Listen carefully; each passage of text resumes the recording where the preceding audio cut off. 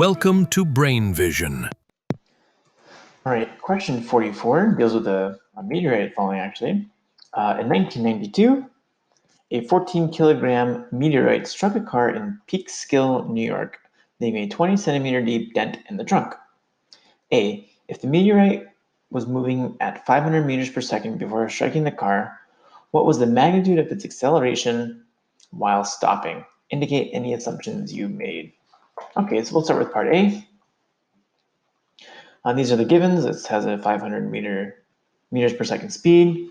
Final velocity Vf, which I'll just call V. So final velocity of 0 meters per second, obviously because it's stopping, and amount that it moves once it stops is 20 centimeters or 0.2 meters.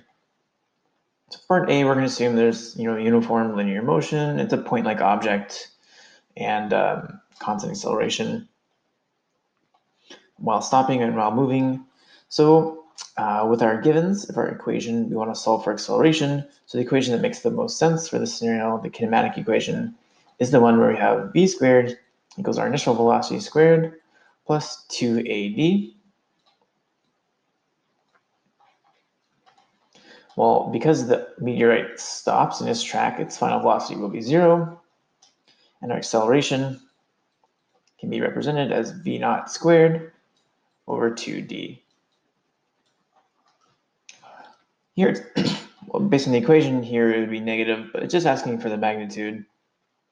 But a negative acceleration would make sense, obviously, because if it's an object coming in, it will be stopping, so it must accelerate in the opposite direction in order to remain at rest.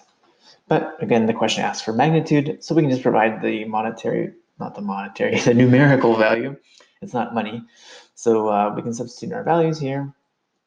500 meters per second, all squared, divided by 2 times 0.2 meters, 20 meters, which gives us an acceleration of 6.3 to two significant figures times 10 to the 5 meters per second squared.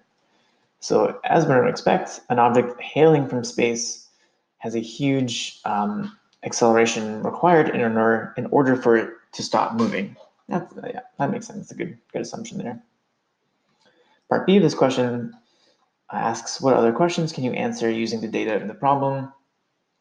Well, one thing we can do is we can determine the time it takes to stop, for instance. So if we have our final velocity equals our initial velocity plus our acceleration. If we're just using the magnitude, we know that our final velocity is 0 and that acceleration truly is negative. So really, in this equation, for this scenario, we will put it as a negative because then it means our velocity our velocity is positive. So therefore, our time required to stop, that's a bad letter T. Oh, one more. There we go. So the time required to stop is simply v naught over a. Substituting what we got for part A of this question for acceleration, we find the time to stop is simply 8.0 times 10 to the negative 4 seconds. So a huge deceleration on the order of 10 to the 5 happening in a very small time frame, 10 to the negative 4 seconds. So crazy to think about, but